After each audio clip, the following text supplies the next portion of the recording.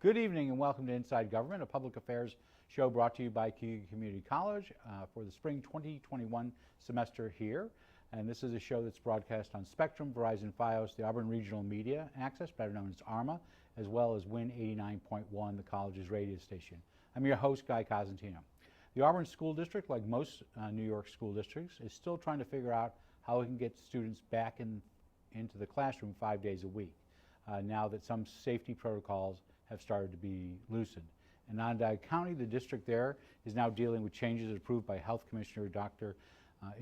Gupta that allows changes to a certain degree about going back for regular sessions. But there are questions about spacing and busing. But we've asked Auburn Superintendent of Schools, Jeff PIROZZOLO, who is most likely now on the way to hold the record for most guest appearances in a semester, to give us a district update about getting students back in the classroom, because there are some districts in Cuyahoga County that are there 5 days a week, but Auburn has had some other issues with spacing and busing they have to deal with. We're also going to talk to them about some education trends and what is going on with distance learning.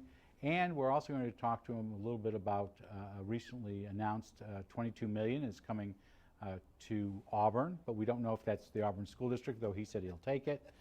So welcome back. Thank you very much for having me, Guy. So let's talk about the money first, because that seems to be, so last night you and I apparently watched the same news program and said, Auburn getting $22 million. So has a check arrived? Is it coming to you? Is it to the city? Is it to Cuyahoga County, or do you not know? Well, you know, Mayor Quill probably wouldn't like this, but I was looking for Inward City School District after the Auburn. So we have not been notified. We know that the state is going to be receiving billions of dollars. That was not actually in the first aid runs that the governor put out. So we're expecting to get more school aid. We don't know what that looks like, and nobody has explained to us what the money coming into Auburn. Well, enough elected officials will take press releases to let you know that they deserve the credit. I want to ask you about this, whether it's the $22 million or something. Let's talk about what you will get and how you will get it. So, do you think this is money coming directly from Washington to the district, or from Washington to the state? And that's what our concern is, because you know what it is. It's that shell game. So well, Albany has there was aid last summer, and if I remember your last interview or the interview before, you said that Albany did take a cut of what was supposed to come to districts like Auburn. So they gave us the COVID relief aid, but then they took it away in another aid slot. So we never really got more money. So you're hoping that the check is going to be made out to the district and sent to Thornton Ave? From Washington. From Washington, okay. Absolutely. So if you, again, it would be nice if it's 20, do you have an idea in a ballpark? No. Of how much, so nobody's basically, I just thought it was interesting. They gave these three amounts, and I'm sure everybody was looking at it, well, who's getting it? Correct. What would you think the money would go towards? Well, whether it's $1 or $22 million. It would go to our gap for this year. Because right now we still have a $2.5 million deficit. So, you know, we're hoping to get the money so we can at least have an even balanced budget for next school year. But also, there are so many positions that we need to hire in Auburn. So you're going to be on in a couple of weeks to talk about budget only. Correct. I don't want to get too much into budget right now. But some of this will cover that, and that gap will cover what would be considered health and safety, because you've had some expenditures that you did not expect on February 28th, 2020. Lisa Green, last I spoke with her, we're in about $2 million we've spent on COVID alone this year. Since last March, about $2 million. So even if you got $2 million, that would cover that. Correct. And you're still $500,000 short. Correct. So part of the bill, an earlier version, was that it was going to, 20% of the money has to go to what's called learning loss. First of all, what is learning loss in your mind? Learning loss are these poor children that haven't been in school in person since last March. So where does that what would you spend 20% on? Is that on plexiglass? Is that on dividers? Is it on renting more buses? Because we'll get into busing in a second, that's one of your dilemmas. Where does that, where would you spend that money? we would like to use that 20% just to get our kids back into school 4 or 5 days a week. So whether it's on COVID-related cleaning or whether it's the plexiglass, whatever we can do to get our kids back into school. Because again, I'm sure you're going to ask me about Onondaga County as well. You know. Well, that seems to be part of the confusion. So Right. let me take a step back. The governor's in a little bit of trouble right now, but it has nothing to do with you. Yes. But it could deal with you because some of his powers were restricted last week, and it's assumed that tomorrow he'll get a bill on his desk and he will sign it, which will reduce some of his oversight and powers dealing with COVID. Right now you have 62 different plans out there with a lot of stuff. Mm-hmm. We'll talk about sports at the end of this. Does that mean, are you worried that by the governor losing those powers, you're now going to have dozens of agencies now giving you, even on top of that, another mishmash of direction? We're very concerned. You know, again, I'm waiting for the New York State Department of Health to come out with some guidance as well. And Senator Helming had a great article in the paper today. You know, we've been asking, I think the last time I spoke to you, is when are we going to reduce the restrictions from 6 foot to 3 foot? You know, that's really what we need to get our kids all back into the classroom. So Onondaga County's health commissioner, and we don't necessarily have one equivalent here. We have Kathleen Cuddy, but maybe not with the broader discretionary powers that they do because they have a county executive, and it's about the form of government. We won't get into that. But Dr. Gupta made some decisions or made some announcements last week. It seemed like Onondaga County had had questions for districts there in 2 areas. One was busing and one was social distancing. It sounds like she said, but this is only for Onondaga County, this is not necessarily Cuya, that they could reduce from 6 to 3. Am I correct on that? Is that your interpretation? It is my interpretation, and I've seen some of the surveys superintendents from Onondaga have sent out to their community, to the parents. And that's, and I'm wondering who gave them to go ahead to do that, because we're waiting for the same go ahead. So are you expecting either Kathleen Cuddy or Chair Aileen McNabb Coleman to send a notice to you and the other 7 of 9 districts that are Cuyahoga County, the Cuyahoga County BOCES, to allow you to reduce from 6 to 3? From my conversation with the Commissioner of Education 2 weeks ago, she said until we get that guidance that is given from either the governor's office, the New York State Department of Health, or your own county health department, that we have to maintain the 6 feet until we get other guidance. So I'm assuming since last Wednesday you have talked to local officials in Cuyahoga County. Where are they in telling you? Nobody has an answer. Because they don't think they have the authority, or they're risk adverse, which, by the way, is an understandable. Oh, absolutely, absolutely. No, I think everybody's wondering who has the authority to make the change. And I think Senator Helming put that in there. She asked that question. So do you think Dr. Gupta overstepped their authority, or because they are a larger county executive base, we don't have that here? Right. Either they know something we don't know, or you know, they're just trying to get the ball rolling to get kids back into school. So the other issue that districts seem to be responding to, because once you made that announcement, that you had the news reported a number of districts responding, and they said, okay, spacing is one issue, and you, if it was alone the issue of just spacing, and you could go from 6 to 3, you could open up. Absolutely. The other issue was busing. Right. So busing is a little bit more complex. What is the issue? Well, to me, looking at it, if you're going to go from 6 feet to 3 foot in the classroom, I would hope we would be able to double the space size in the buses as well. So if we can only get 22 kids in a 66 passenger bus, we need to be able to get 44 students in a 66 passenger bus. That would help us to at least the transportation piece to get us closer to the 4 or 5 days.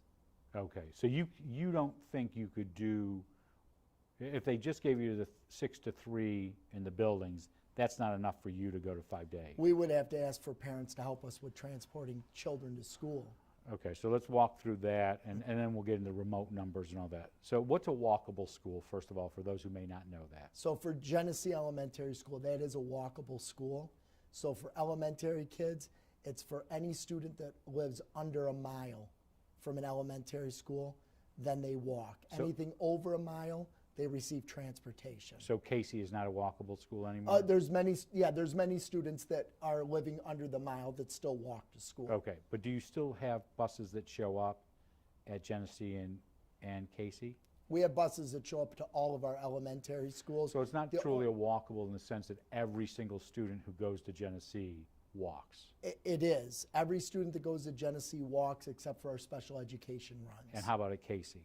Half the kids walk and Okay. half are bus, just like all of our other elementary schools. So, and I have a number of questions that came to me about parent burden. We'll get to that in a Oh, yeah. second, because not like anything you haven't heard yet. Is the issue of, is the onus then on parents to do transportation? So again, any student that lives over a mile, we transport elementary. Mile and a half, we transport to the junior high. 2 miles or more, we transport to the high school. Anyone that falls below those, then it is up to the parents to be able to transport them or the children walk to school. And that's what our policy reads. And we're a half mile under what education law is. So we actually provide more transportation than a lot of school districts. And could you, if you had to, change that half mile in the middle of a school year? So if we went from a mile to a mile and a half, no, we'd have to have a vote from the community. Well, you can't just do it arbitrarily. as a Correct. board. Okay, so let's go back to just the 6 and 3. Yep. By 6 and 3, again, listening to one of the interviews in Onondaga County, it looked like if they went to that, they would have to put plexiglass dividers in. I asked an 8-year-old yesterday before I wrote this question. They do not have at Herman, which I'm familiar with, plexiglass dividers. Is that something that you would have to invest in even if you went from 6 to 3? Again, there's no guidance out there at all. This is what Onondaga has come up with.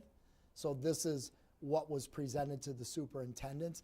And I believe Onondaga County also said the county is going to help pay for that. So the school districts wouldn't have that burden.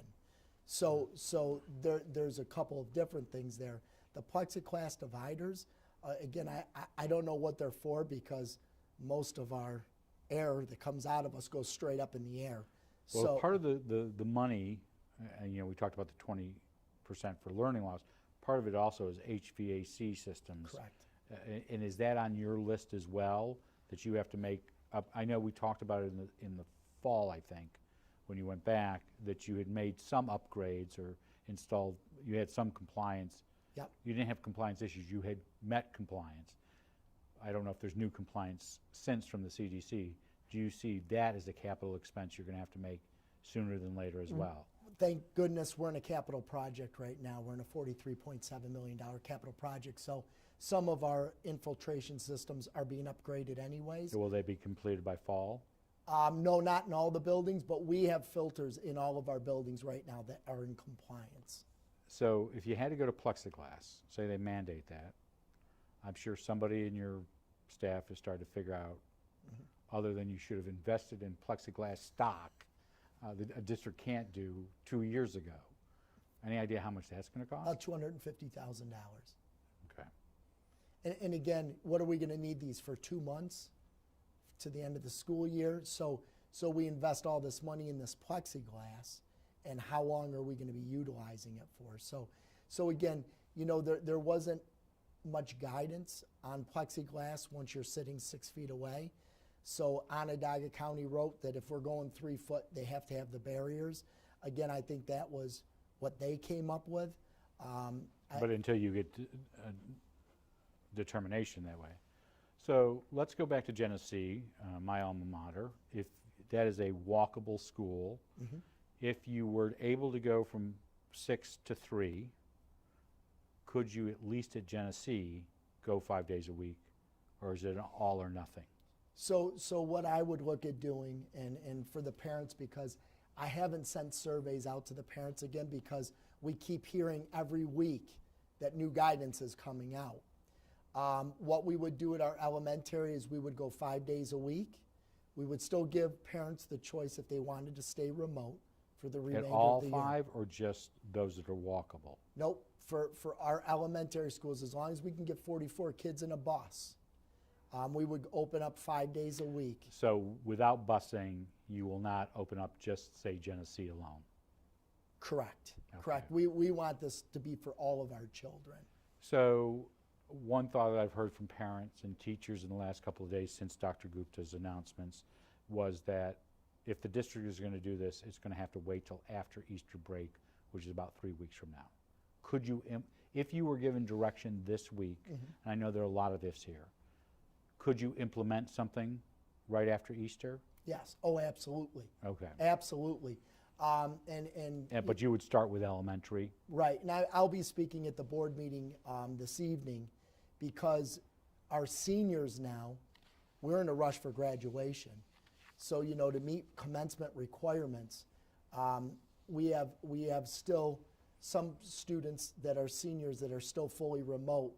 We are going to open up for our seniors only right now to go 4 days a week, starting hopefully next week. Okay.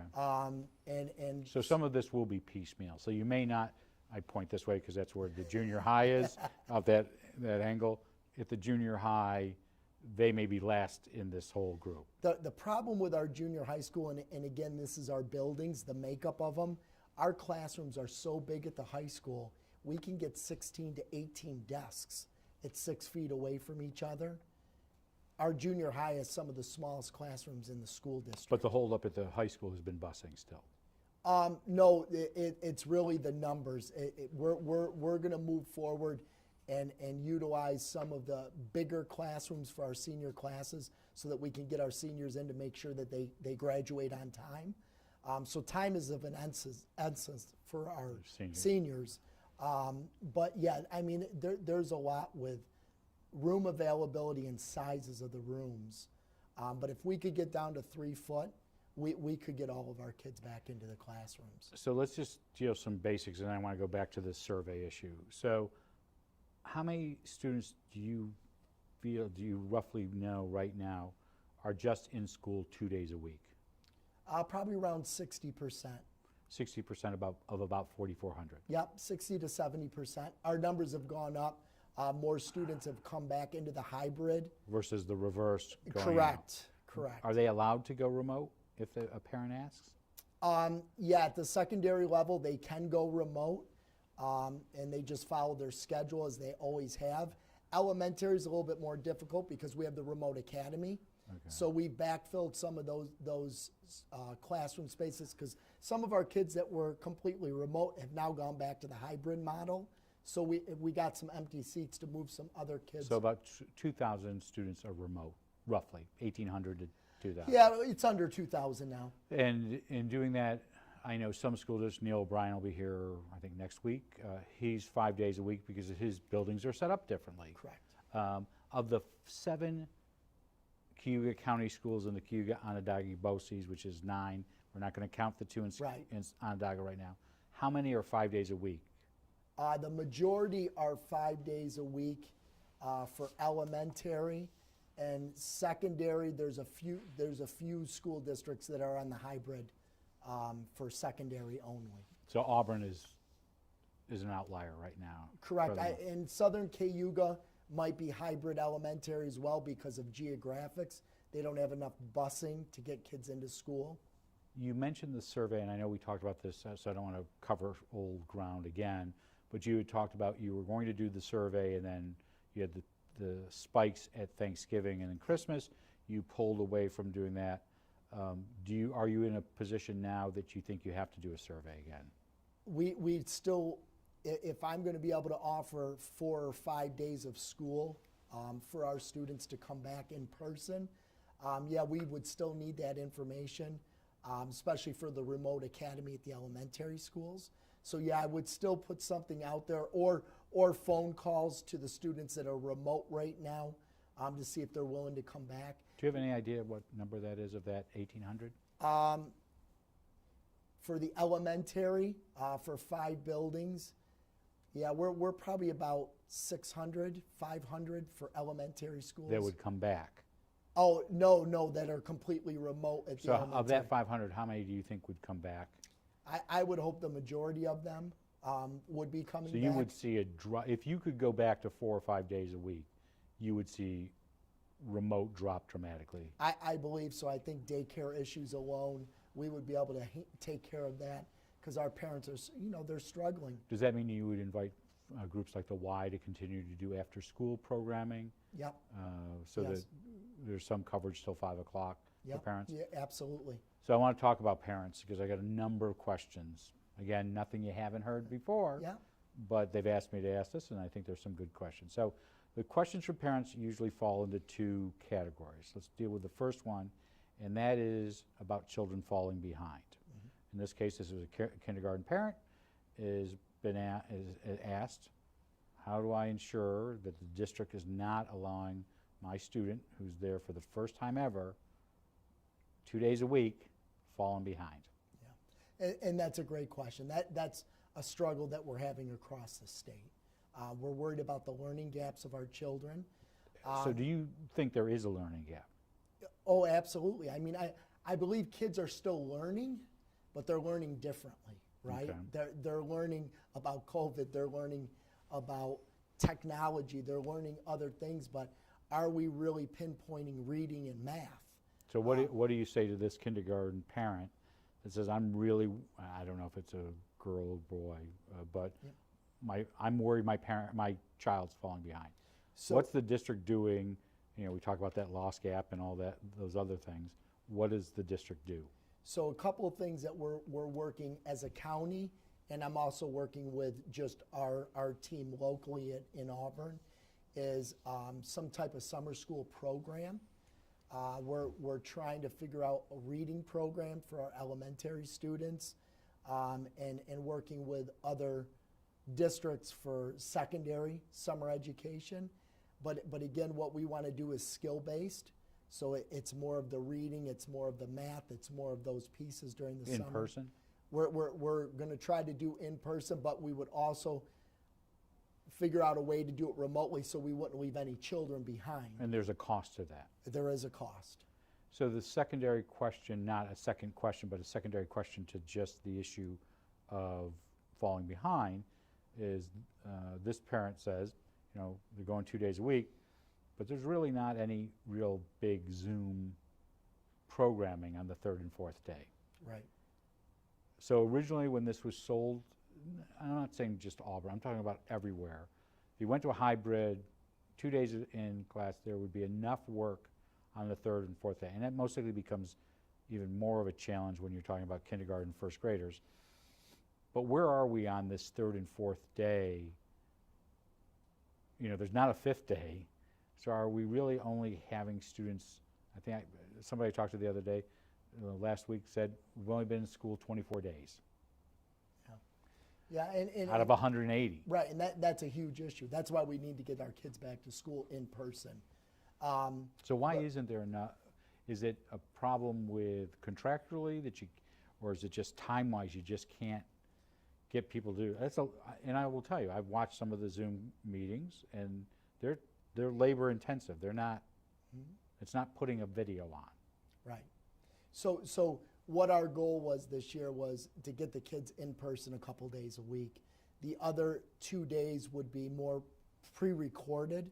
That's what we do on Fridays for 7 to 8 hours, is we do those recordings. We upload all the work for the week so that our children have access to it. So if they're doing a guided math lesson and they're not in school that day, they can go to the website, hit the Google Classroom, and watch that pre-recorded thing to keep them on pace so that it is more 4 days of learning versus just 2 days. And so that leads to the second issue, and that is a number of emails.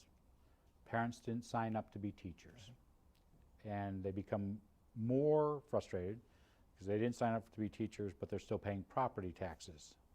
I get that all the time. Oh, I get it all the time. So when do you see relief in either of those categories, either on the tax side, which I doubt, in my own opinion, or where parents aren't going to be, really, they're doing 3/5. I mean, they would, I don't mean to generalize this, and I love the teachers that we have, and I think I wrote you the other day, I thought they're terrific, but they would say they're doing 3/5 of what a teacher would normally do in a given week. Yeah, and Where do they see relief? And again, our teachers are doing way more than what we normally do when kids come in every day, because they're videoing, they're on Google Classroom, they're doing so much work. They're doing 3 different preps, which is you know, complete remote preps. Some are doing the hybrid and remote at the same time, and then of course the in-person lessons. So they're tripled up on what they're doing, our teachers as well.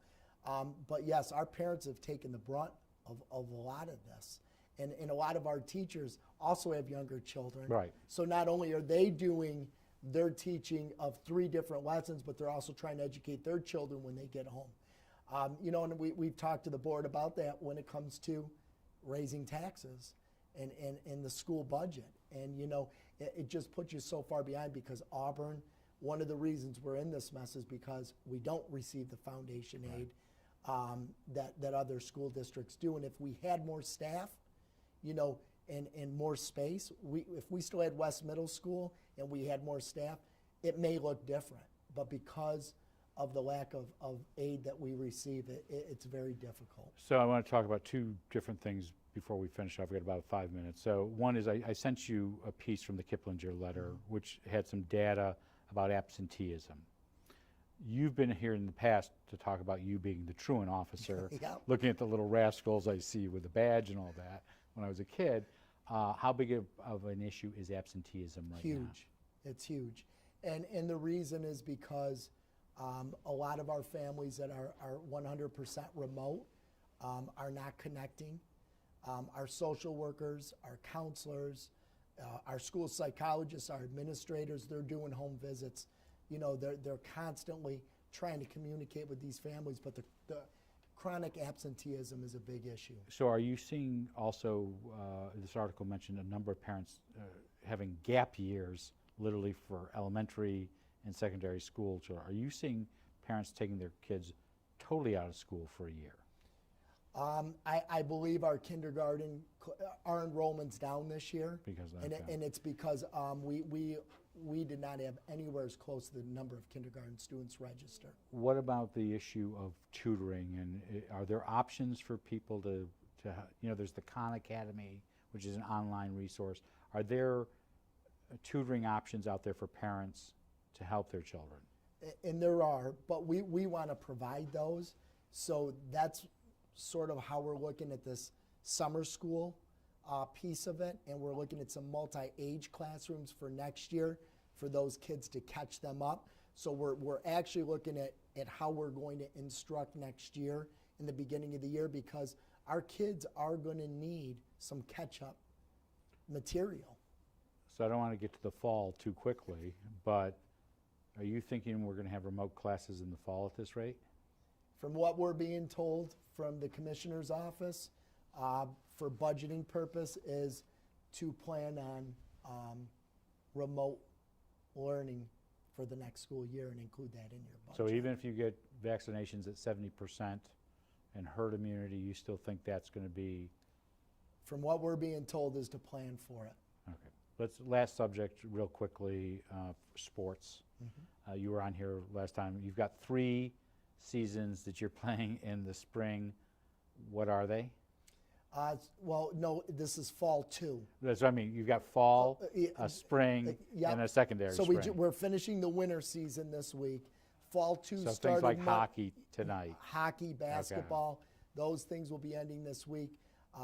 Also on Monday, football, volleyball, and cheerleading started up. That will be running through mid-May to the end of May. So does that mean shorter seasons? It does. It does, okay. It does. And then we'll be starting up our spring sports mid-April, and the only sport that will be included in spring will be wrestling. And so at this point, there's also some questions about who can attend these. Yeah. So what is the current Auburn policy when it comes to attendance at games? The current policy is what the New York State guidelines are. 2 spectators per student athlete. And that limit is set by the state, or is that Yes. a league? So tonight, we're taping this on Tuesday, there's supposed to be a Skinny Atlas Auburn rivalry game. That's been canceled. Why? Well, because when we met, we started the winter season with no spectators, just to make sure that we could get our kids to have the opportunity to play a sport. As the numbers continue to go down, we asked Kathleen, could we start bringing Kathleen Cuddy, our executive director for the Cayuga County Health Department. We worked with her. We agreed that we could start letting some spectators in. We started with home spectators only, so each student athlete could bring 2 spectators, and it did not have to be immediate family. It was any 2 spectators that the student athlete chose to do. And Skinny Atlas wanted to bring their visiting parents to the hockey game. We are not there yet. We are with just our local. But Auburn had played at West Genesee a couple of weeks ago, and they didn't allow. No. Is this the problem with 62 different? There's too many rules out there, and the official rule was our league was not going to allow spectators. There was a couple of school districts that did. As we saw it was safer, we said, okay, we'll allow home spectators. Well, some school districts, there's a very few, that are allowing home and visitors, and we're not one. Okay. You see that changing over time? Oh yeah, absolutely. It'll change probably for fall too. Okay. So fall 2 or this coming fall? Yeah, well, again, because football will be outside. The outside sports, I see home and visiting spectators.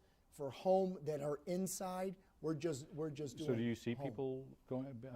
If I wanted to go to a Holland Stadium game for football, not that I have an interest in it. Sorry, Coach Moskov, but I think he does a wonderful job. But if I wanted to go, would I be able to go? As of right now, the guidelines do not allow, because we want capacity.